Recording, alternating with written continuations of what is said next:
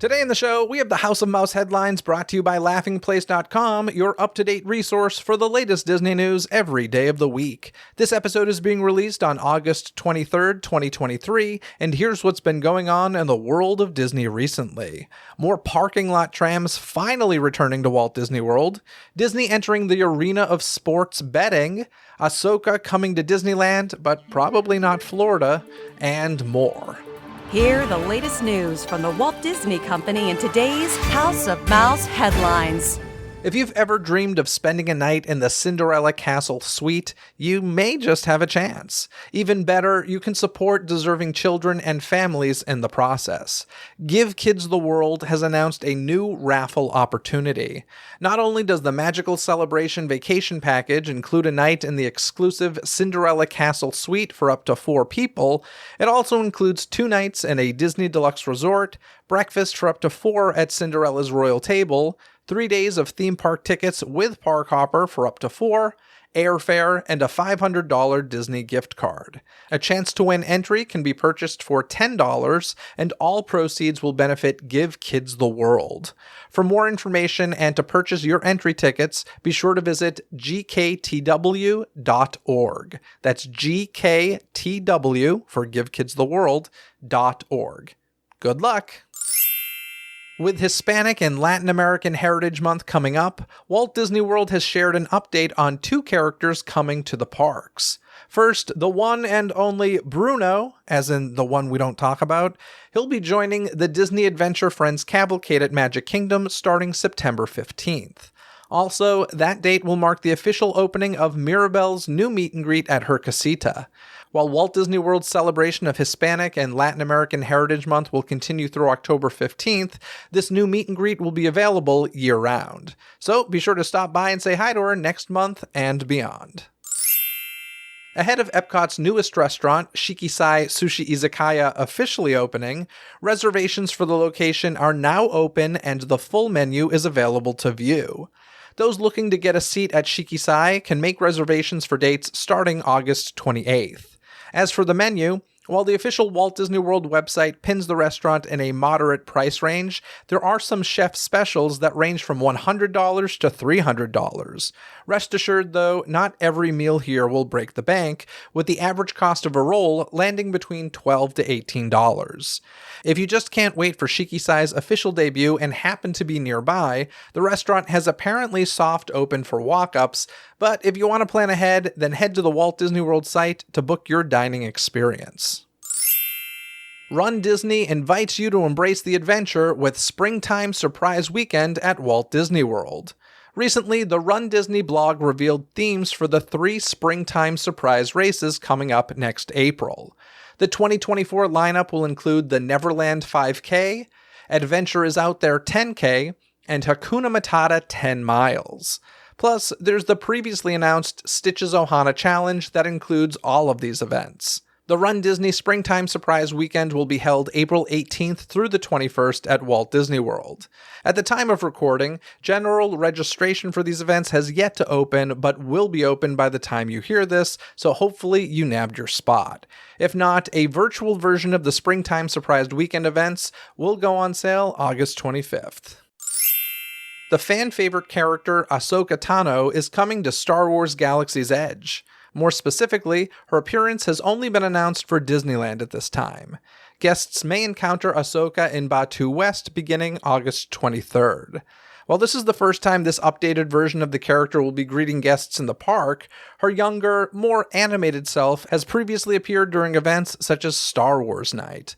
It's unclear how long Ahsoka will be visiting Batuu or whether she'll be making her way east, so stay tuned. Avengers Campus in Disney California Adventure will soon have a new location for fans to assemble for the latest merchandise. The resort has announced that Avengers Vault will be opening in mid-September. This location will feature Infinity Saga relics arriving at the Disneyland Resort for the first time alongside other merch and goods. Notably, with the new shop on the way, the Superstore featuring Avengers Campus in Hollywoodland will close on September 14th. No plans for that former Millionaire space have been announced at this time. Somebody in the foods department at Disneyland has lit the black flame candle as a sipper depicting Minnie Mouse as Winifred Sanderson will be coming to the resort. The new item will debut on September 5th. Considering that there are 2 other Sanderson sisters, one can't help but wonder whether this might be part of a set similar to what Disney did with the Hitchhiking Ghosts several years back. In that case, there was a sipper, popcorn bucket, and, checks notes, a beignet holder. Still, whether we get Daisy, Sarah, and Clarabelle Mary items or not, you can get this mini Winifred sipper at the Disneyland Resort next month. Disney Cruise Line is nearly ready to reveal more details about its upcoming ship. On August 30th, the cruise line will offer a virtual event called Unlocking the Disney Treasure. Adventure awaits on board Disney's newest ship. The stream will begin at 11 a.m. Eastern and will be available on the Disney Parks blog. This special promises never-before-released details, including world-class dining, immersive family entertainment, and unique spaces coming to the 6th ship in the Disney Cruise Line fleet. So be sure to check out the Disney Parks blog on August 30th for all of the details. And now it's time to bring in Kyle Burbank from laughingplace.com. How's it going, Kyle? It's going pretty well, Jeff. How about you? You know, I survived a hurricane here in Southern California. It was a tropical storm by the time it got to you, but yeah, I'll count it. You know, I very much lucked out. But my area, it was just like rain all day. There were maybe 3 hours of heavy rain, but there were certain areas that definitely got hit hard. And I was not one of those areas, luckily. So hopefully anybody listening wasn't affected too badly by it. On the map that they use for like the weather service, it makes Anaheim look really close to Glendale. And I'm like, that doesn't feel close when you drive it. Not with that traffic. It's not close. Yeah. Anywho, Kyle, we need to talk about Disney LORCANA. Now, I know that you had a chance to play it. So can you actually talk a little bit about it, about like what it is? And then I'll get into the kind of recent news about it. Yeah, so it's a trading card game. My understanding, having not really been familiar with trading card games, is that it's basically like a Disney version of something like Magic the Gathering. So there's currently, I think, 210 cards, 204 officially. Then they announced an extra rarity. I think there's only like half a dozen of those. So they sell them or they're going to be selling them. You can currently get them at like local hobby shops, but it's 3 different starter decks, which are made up of 2 different colors each. So there's 6 total colors, but a deck for standard play is made up of 2 different colors. And then there's booster packs that you can buy. So each booster pack has, an assortment of rare and common cards plus 1 foil card, which is really cool. They actually made foil versions of all of the different cards in this initial wave. And so you never know which one you're going to get. And the art's a lot of fun. The play, as someone who's new to this sort of thing, I think, easy enough to learn. Learning and mastering all of the mechanics takes more time. And also, if you're not familiar with these, I have to assume that people, or I could tell from when I went to Gen Con and watched people play it, that just having a familiarity with these types of games definitely gives you a head start in understanding all of the mechanics that you're going, or a lot of them that you'll encounter while playing. But anyway, yeah, huge response at Gen Con. Apparently unprecedented, blew everyone's expectations away. Caused a couple of headaches. Like they were not prepared on day one and then announced, we're going to have an overnight line, which is something that Gen Con's apparently never done. So yeah, lots of learning, lots of outsized demand for this game. And I've been surprised just looking at Laughing Place's numbers for when we put up LORCANA articles. So if that's any indication, I think it's already a hit or will be.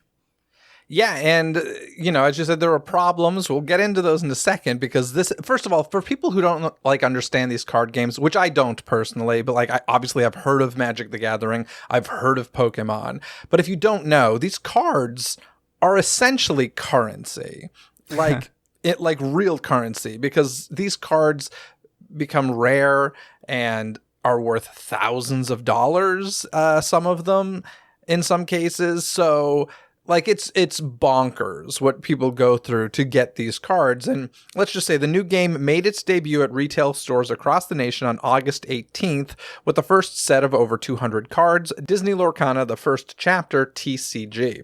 It was originally also supposed to make its debut at Disneyland and Walt Disney World on the 18th as well. However, that did not occur.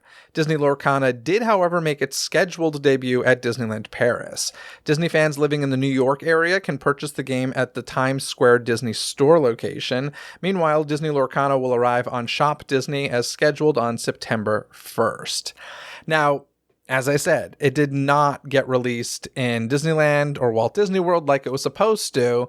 And the reason why my finger's on the pulse of this is because I have a friend who legitimately booked an overnight in the Grand Californian so that he could be up and there first thing in the morning to go into the park and buy these cards. And he got there the Thursday night. He went around to the shops. He's asking, hey, do you have these? Don't you? And in classic, Disney cast member fashion, unfortunately, a lot of the time, half the people knew what he was talking about. Others had no idea what he was talking about. There was a lot of mixed information. And let's just say, it was not a good experience for him when him and some others were lined up at, the music shop on Main Street and the Emporium on Main Street, where they were told these things would be, and then the people in the stores were like, what are you lining up for? And they're like, Lorcana. And they're like, yeah, we don't have those. And it was a mess. And it just reminded me of Oogie Boogie Bash tickets all over again. I was like, this is so sad. I felt really bad for my friend. Once again, I think this is crazy, right? He booked a Grand Californian room. I'm like, you're nuts. I mean, especially when you could go to a local hobby shop. They all got them, from what my understanding. The one I went to one at the mall over the weekend, and they, by the time I went before closing on Saturday, when the game came out on Friday, they didn't have a lot of stock, but I was able to get a couple of boosters just for fun, and they still had some starter decks and stuff. So from what I understand, the fear was it's very known that this is very, very popular. So for people who have access to Disneyland, they're like, oh, well, the fact that you need a ticket to get into Disneyland or, an annual pass, Magic Key, that already cuts out a huge amount of people. I'll have less people to deal with. And so that's the thinking of it. I also know with a lot of these hobby shops, considering they printed far less than they need because it became this huge thing, apparently the hobby shops are getting far fewer boxes of these than they were expecting. They're expecting 20 to 40 boxes. They get 4. So, it's kind of why it kind of answered the question there. I always thought that it was weird because they are doing this staggered release where the 18th was for local hobby shops because those are the places, as the co-designer of the game explained to me, these are the places where people are actually going to go and learn to play the game and get to play the game with people. Whereas, you're not going to do that at a Target. So Target's not going to get it until September 1st. So I always thought that it was a little weird that Disney parks were included. It's oh yeah, with these tiny mom and pops and then, the biggest company in the world. So I do understand why they needed to, we need to focus more on these hobby shops. We can't be doing the Disney thing, but they could have put out a tweet more than a day ahead of time and also made the tweet more clear because it wasn't 100% crystal clear when they did it. Yeah, it definitely sounds like it was a mess. Somebody messed up. Somebody messed up real bad.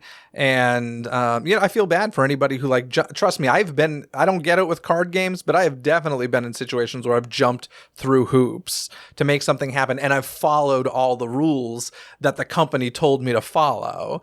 And it still doesn't work out. And when that happens, that's very frustrating. It's not oh, you know what? I did my best. I just didn't get there in time. And they ran out. That's a different story than, oh, they weren't prepared with what they told us would be the scenario. So it's kind of annoying. I get it. But yeah, it's unfortunate. I hope anybody who wants to get those cards gets their hands on some. And, good for you in 10 years when you've got $40,000 coming to you because of a card that is very rare. Well, and just wait, because they're going to apparently be releasing more stuff. I think they said quarterly is their plan. We'll see if they get up to speed on that. But of course they'll release more stuff. They're making a ton of money. I know that they're going to release stuff, but quarterly, I think, is way faster than I would have thought. Did your friend end up hitting up a hobby shop? Have they gotten any? He got a couple. He got some. He had pre-ordered from a hobby shop, and then he also ended up buying some off secondhand market, so paid 2 or 3 times the price. He's crazy. Like, well, now I he's feel admittedly- actually no, hook him up. I got some cards for him if he's interested. Charge 10 times more, and he'll probably buy him. So does he want a nice unopened Maleficent playmat? I got one of those too. I mean, maybe he does. I'll check it out for you. Anyway, let's move on, because this month marks the first time that Castaway Cay welcomed guests to Disney's private island in the Bahamas 25 years ago, in honor of the families who have sailed 50 times or more with Disney Cruise Line. So that would be twice a year. On average, yes. Yeah, on average twice a year. A commemorative display will be added to Disney Castaway Cay this fall. The display will be near the island post office with a colorful fence that features the names of these families. So this is like, you've got the stones in the entrance to Disneyland with people's names and years and stuff. And Epcot had, I don't know what they officially called that wall. Leave a legacy. Thank you very much. So it's kind of like that. But somebody's bored is kind of what it seems like. Yeah, the concept art for this cracked me up, because there's like families like with little kids pointing at the thing, and then I hope that they're pointing to like a relative or something. Oh, look, Grandpa's name is on there. He sailed 50 times. But I'm like, yeah, who else is like looking at this? Like, at least with like the Leave a Legacy or the Pavers, like those people bought that directly for that. And I don't remember what the money went to. I'm sure there was, well, not sure, but there was probably some small, it was probably, earmarked for something. Was it charity related? I was going to say maybe, but then I'm like, I don't want to give up too much credit in case it wasn't. Yeah, I don't remember that being a thing, but perhaps, I don't know. But this just feels weird. It almost feels like, I'm not, you could really fly off the handle this. Like, I think it's just silly more than it is like offensive, but I'm almost like, oh, cool. Why don't we just have like a digital leaderboard on Main Street with how much money you spend at the Emporium? Yeah. Hey, they're getting into the gambling game, so maybe that will be a thing soon.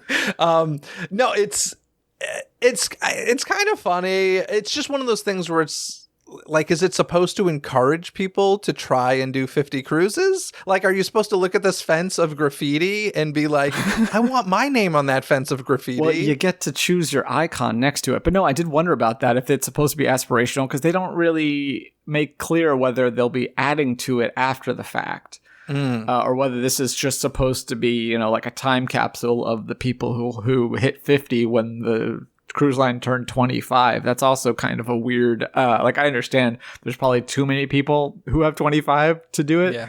But yeah, just very, very random. And also, I will say, I initially assumed that this was going to be on Lighthouse Point, because that's their new island. I would have thought that it would have gone there instead of Castaway Cay, but I guess if Castaway is like been there since the beginning, that makes sense. This is this is why they're doing it there, because everybody's going to want to go to Lighthouse Point. But now everybody's going to want to go see those names of graffiti on Castaway Cay. So that's why they're doing it.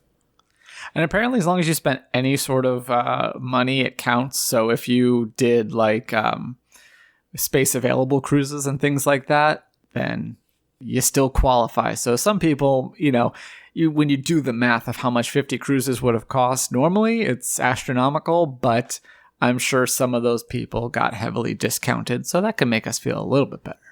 Yeah, and this is like, unlike the Leave a Legacy and stuff, you could just buy into those. This is very much, you need to, quote unquote, earn it. I guess you are buying into it, just in a very different way. You just didn't know you were buying into it. Yeah, exactly. So, I don't know. It's interesting. It's weird. I'm just kind of curious. For me, when I heard about it, I was just like, okay, what's the point? And who thought of this?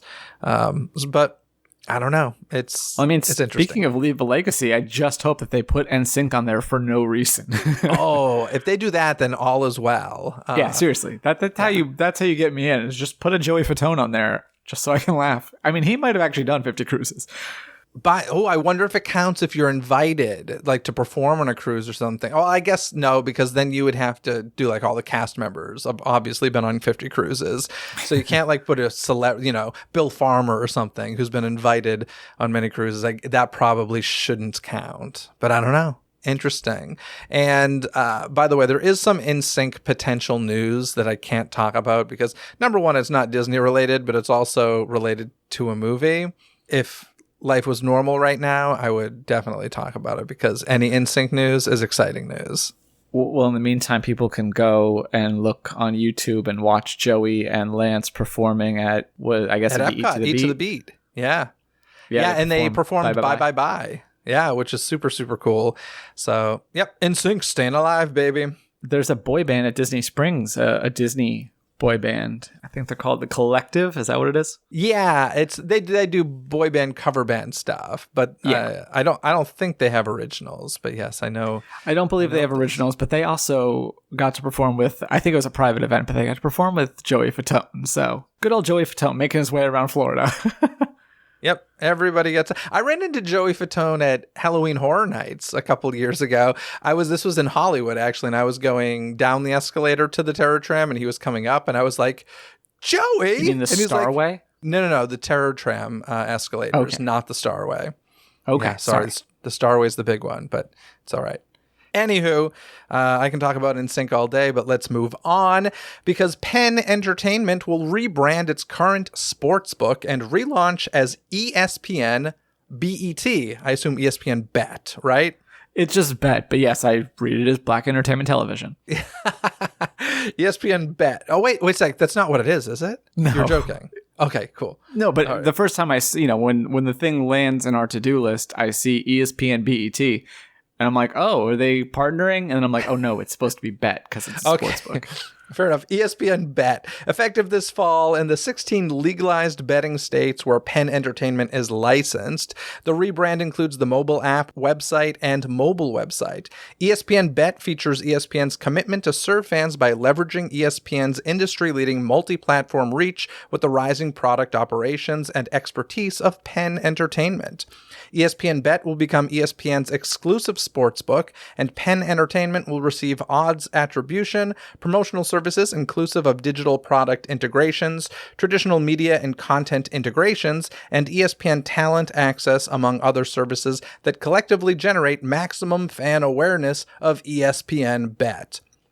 I don't know all this stuff that I just said, but hey, well, so ESPN has a couple of partnerships in place now. So they have a partnership with Caesars. So a lot of times you'll see Caesars advertised for those money lines and stuff like that. It's more a licensing thing that Penn is now going to call their sportsbook ESPN, so they get that brand equity there. Although it's also worth noting that Disney previously held a tiny slice of, which one is it? Not FanDuel, but the other one, DraftKings. They owned a tiny piece of DraftKings from the Fox acquisition, and they didn't announce this at the time, but they came out with their earnings that during the quarter they sold that piece of DraftKings. They can still advertise other sportsbooks, so they're not banned from putting on, ads for MGM or Caesars or FanDuel or DraftKings on the network. It's just that when the on-air stuff will promote this ESPN Bet a lot, and then Penn will call their sportsbook ESPN. So it's kind of interesting. So it's not like Disney's all in on, they're not really managing it. They're just licensing the name. Super naive question. What's a sportsbook? It's obviously a gambling thing, right? Mm-hmm. Yeah, so you gamble on sports. It depends on the sportsbook, but they have, sometimes it's just who will win the game. Sometimes it's by how much will they win or lose the game. Sometimes it's how many penalties will there be? How many times will the quarterback be sacked? What color will the Gatorade be spilled on the coach at the end of the game? It could get that granular and silly, but yeah, it's just general sports betting on all sorts of different topics. So correct me if I'm wrong. Chapek was very much interested in getting into gambling with Disney, right? So yeah, both Bobs have been asked time and time again about sports betting because it's gotten more legalized in more places, first of all, and then also just more popular and acceptable. And they've always kind of kept it at arm's length, but I think the consensus was that Chapek seemed more interested in it. And as far as Iger, I guess it's he's okay with a Disney product being ESPN being associated with it. But I don't think he wanted to necessarily, they're not going to get into the gambling industry by actually managing it, which is funny because they barely acknowledged that they owned a slice of DraftKings. It wasn't like what they bought the Fox access for, but obviously it was a part of it, and they feel like they never really talked about that whenever this question came up. So it was always kind of funny to me that now it's gone when the focus is back on the whole sports betting question. I mean, let's face it, there's a lot of betting and gambling when it comes to sports, and ESPN is a sports brand. So, like, it makes sense. The question is, okay, like, if they're dipping their toes and they're like, oh, we're making a lot of money from betting, like, will we eventually see casinos on a Disney cruise line, which is, like, a huge thing in the cruising industry? I bet you will on one of them. I know. So the new... The cruise Asian line, one. the Asian one that they bought, that's a ship that's partially completed that Disney purchased and is going to finish, I think already had a casino planned to be on it. And I'm sure. And it's very normal for casinos on the ship. So it'll be interesting to see if that happens on whenever that ship is launched. And I mean, that to me would be a much bigger deal, but I do feel like this is kind of the dipping of the toes into the world of gambling and Disney. You know, I don't think we ever need a Disney hotel in Las Vegas or anything, but I think we're going to see more and more of this as they, you know, as always, are looking for new revenue streams. So it'll be interesting. Now, Kyle, before we move on, I do want to thank the folks who recently left voicemails on the DCTC hotline. Now, normally I would play these audio messages on the show, but the messages I did receive are about Disney movies, and given the ongoing SAG-AFTRA strike, you know that I can't put that into the show at the moment. Now, I know I can't wait for all of this stuff to be resolved either, but regardless, I wanted to say thank you to the folks calling in. I heard your messages, and I'm glad that you've been enjoying the podcast, so thank you. Having said that, I am about to play something for you that does indeed mention a Disney movie. Now, you may think to yourself, Jeff, you're breaking the rules. Well, the reality is, what I'm about to play is actually a contractual obligation from before the strike began, which is allowed. I know, it's crazy, guys. It is a very cool event that I'm excited to support any way that I can. I'll actually be at this event you're about to hear about for the entirety of it, and hopefully I'll see some of you there. Hey Disney Halloween fans! Celebrate 30 years of Hocus Pocus at Creep It Real OC, a fun outdoor shop till you drop dead Halloween event with live music and entertainment, food, drinks, and a marketplace of over 120 vendors. This year's event will pay tribute to the Hocus Pocus films with a rare opportunity to catch a glimpse at some actual props, costumes, and never-before-seen creative treatments. They'll put a spell on you. Live and in person, meet Vanessa Shaw, Omri Katz, and Jason Marsden, stars from the 1993 classic. The event takes place on Saturday and Sunday, September 16th and 17th at the historic and haunted Heritage Museum of Orange County. Tickets are on sale at creepitrealoc.com. For updates and announcements, follow us on social media where we're always creeping it real. Book your tickets now and come run amok with us at Creep It Real OC. Dost thou comprehend? Now let's jump into some very exciting news, Kyle. The parking lot trams will be returning to service the Epcot and Disney's Hollywood Studios parking lots beginning in September. No specific date has been given at this time other than simply September. With this update, trams will once again be available at all Walt Disney World theme parks, with trams returning to the Magic Kingdom in December 2021 and Disney's Animal Kingdom in May 2022. The tram service was put on hiatus as part of the phased reopening of the Walt Disney World Resort when the parks reopened in July of 2020. Disney previously promised that the trams would return to Epcot and Disney's Hollywood Studios, quote, sometime in 2022. However, it has taken until nearly the end of 2023 for that promise to come true. I gotta be honest, I completely forgot that they weren't all back. This is like shocking to me. They weren't all back yet. Yeah, I guess they wanted people to stop asking about them. Then like, okay, guess what? We're bringing them back. Because I forgot too. And then I'm like, it's September. You said by the end of last year, you got 9 extra months on there. How hard could this be? And, you know, admittedly, I am someone who never takes the tram. But I'm still glad they're back. I'm glad they're being offered. It's kind of crazy that they were gone for so long. And, you know, I know that it was a staffing thing, but really, like, still 3 years or whatever. Yeah. It's unbelievable how, like, You can take things away, and it always reminds me of, remember when the airlines started charging for your first checked luggage? Folks listening who may not know this, your first piece of luggage used to be checked for free, like always, across all airlines. And then there was a raise in gas prices, and the excuse was, oh, we've got to do it for that reason. But this is temporary. This is temporary. And it's amazing how, like, comfortable is the wrong word, but just how used to guests and customers get to these things. And they're like, you know what? Let's just keep doing it.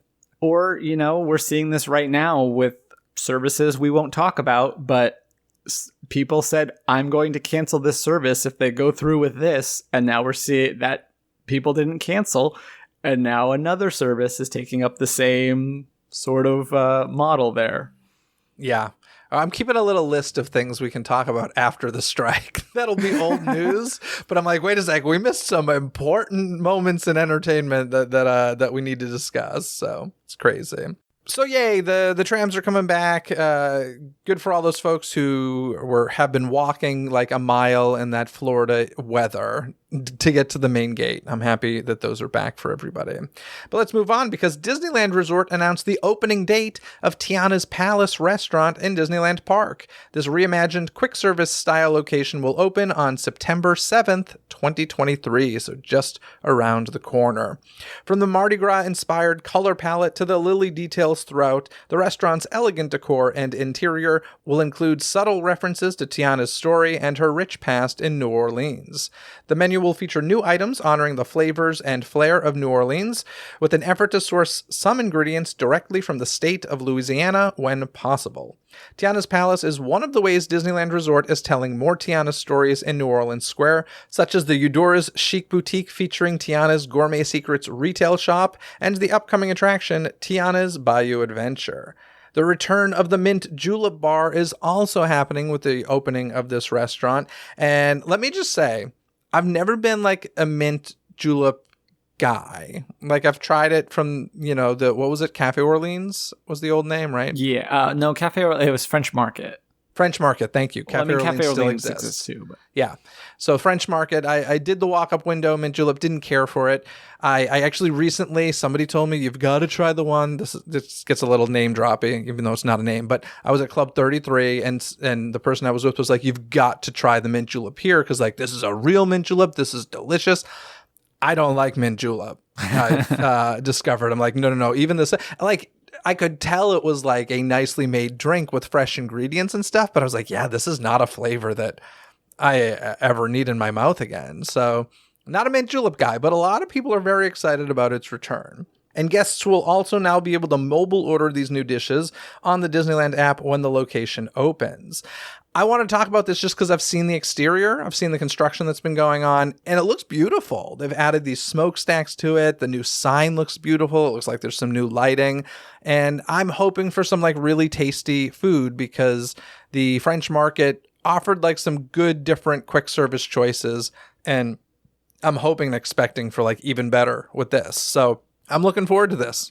Yeah, I mean, it does look nice, and it feels, I don't remember when it closed exactly, but this feels fairly quick. Yes, it feels very quick. Yeah. Like, I was surprised. I kind of forgot that it was coming up, and I think with it being so quick, I'm sure we'll have some more details very soon.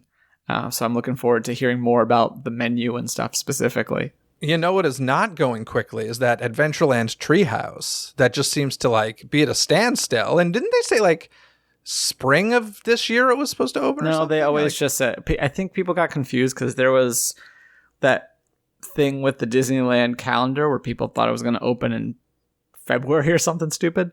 And the tarps are back down. It looks like it's going to be opening hopefully soon, but no, they always just said this year. They didn't have a date.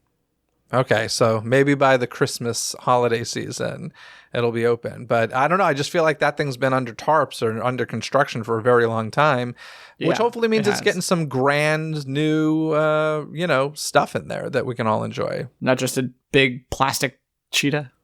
Yeah, that one feels like it's taken forever, and Tiana's felt like it moved very fast. So maybe they had to redelegate some of the construction workers. Who knows? Maybe, and it also feels funny that the restaurant's going to open probably more than a year before the attraction. Yeah, well, they're really fighting to get that representation in the parks for sure. It feels like so. Yeah, the sooner the better in their opinion, I think. So anyway, that's the news I got for you. Anything you want to talk about, Kyle, that we can talk about? Well, that's the key. No, I can't really think of anything else that we can talk about. Alrighty, well then I'll talk to you again in a couple of weeks. Thank you, sir. Thank you. You've heard the news, and now I want to hear what you have to say about it. What do you think of Disney getting into the gambling game? Do you think this is a good or a bad thing? Share your thoughts on that or any other topics mentioned in today's episode. Call 818-860-2569, and you may just hear yourself on a future episode of Disney Coast to Coast. Thanks for tuning into this episode. Don't miss any future episodes by subscribing and following Disney with a Z Coast to Coast on your favorite podcast app, where episodes are available 24/7. Until next time, anything you need can be found in this episode's description. From additional information and links discussed in this episode found in the show notes, contact info to reach me, access to the show's official website, some free gifts from me to you, and so much more. So be sure to check out this episode's description. Other than that, folks, have a magical day. Bye!